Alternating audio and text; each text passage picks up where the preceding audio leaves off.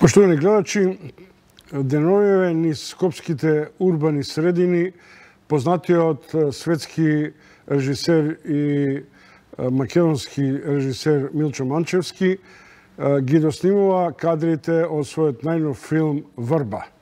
Тоа е една елегична и лирска, драмска сторија, филмска сторија во која се испреплетуваат вековите и како што самиот вели, исти луѓе, исти судбини, различни периоди од светската цивилизација. Зошто Врби и зошто во Скопје по 9 години Милчо Манчевски се реши да го каже тоа во интервјуто. Студио 1 имаше ексклузивна можност да ги добие снимките од првите кадри на Врба снимени во Мариовско, а потоа и да присуствува на сетот на сцени во Скопје на Кале, во Музеот за современа уметност. Најпрво им погледате дел од соедниот тизар на снимките од Мариовско.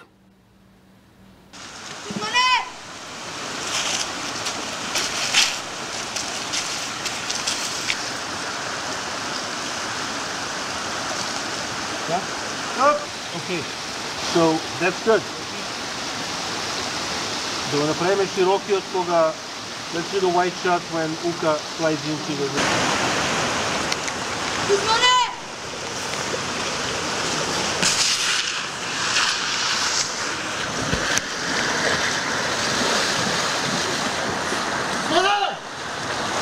French flag, yes. Sorry? French flag, we need it.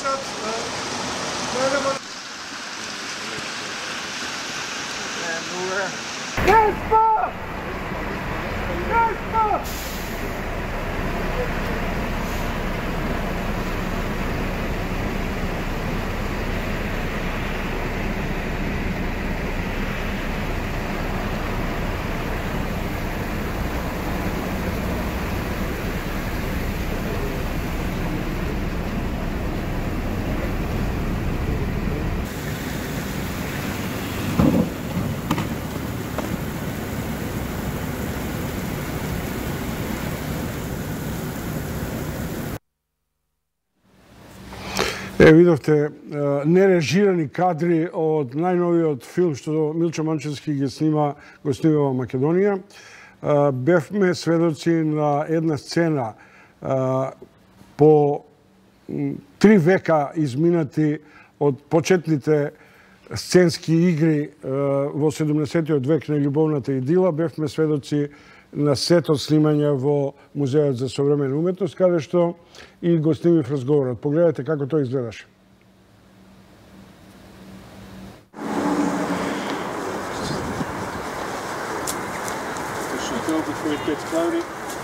Акција!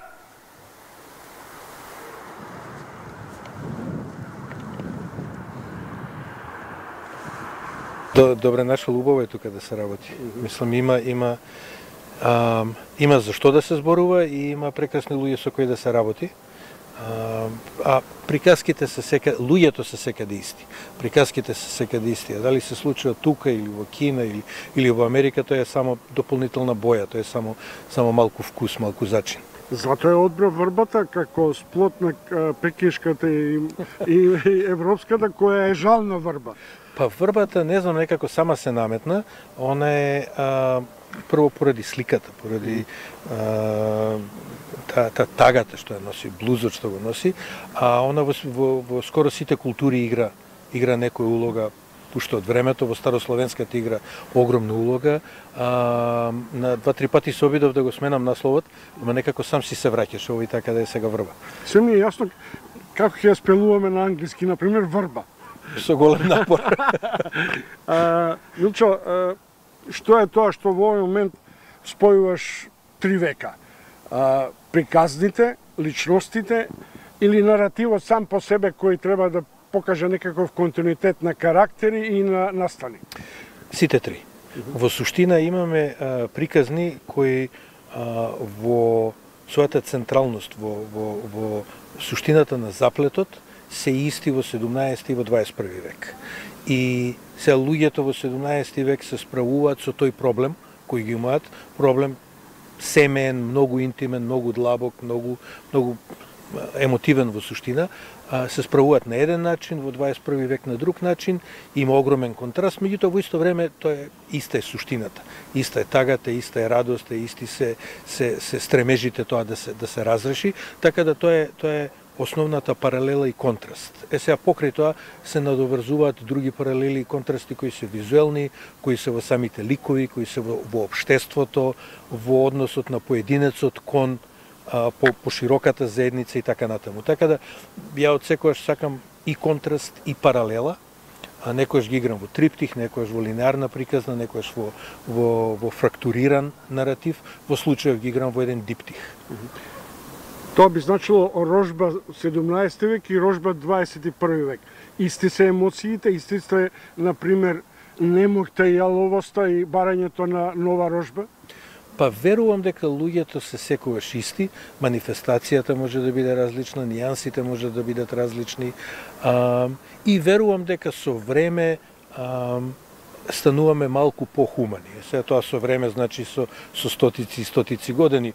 Порано веројатно полесно се одземал туги животот, што денеска се одзема. Денеска веројатно имаме малку повеќе, се надевам, малку повеќе разбирање за другиот, за оној што е различен од нас. Ама во суштина луѓето се секогаш исти и тоа е таа убер порака со која се бава. Мачевски, денове прочитав еден прекрасен текст кој те поврзува со сите филмови. Велат пред дождот е облак, па сенки, после тоа доаѓа прашина, па доаѓа бруталноста на документаристичко-филмскиот серијал врзан околу мајки. Сега се враќаш на љубовта како извориште или како нов предизвик? Или недостиг на љубов има во оваа контрастна цивилизација? Ја би сакал да видам многу повеќе љубов, многу повеќе добрина, многу повеќе трпение, разбирање, многу повеќе гледање еден со друг во длабочината, очи во очи. И може би ова и не сакајки подсвесно е трагање за повеќе љубов. Овој ми е може би еден од поемотивните филмови, некое затварање на некој круг, враќање на нешто, после играњето со разни форми. Сега се враќам баш кон некоја поедноставна, почиста емоција, многу помалку форма, многу повеќе емоција во тоа што се работи. Ама емоцијата е суштината на уметноста. И затоа ние и се радуваме на уметноста, затоа што она на директен начин комуницира, преку уметноста комуницираме авторот со публиката, публиката со авторот и пренесуваме емоција и пренесуваме концепт. Значи ние во суштина не се бавиме со пораки. Пораките онака само воспат доаѓаат. Мајки е средиште на некаква страст. Само уште ми предупредуваат овие твоите соработници што подразбира. Ни зајде срце. Завршил. Пак се враќам на дијаболата, да речам, 17 и 21 век.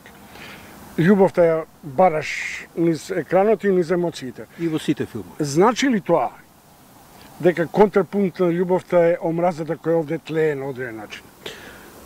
Омразата и лошотијата и рамнодушноста се контрапункт на љубовта.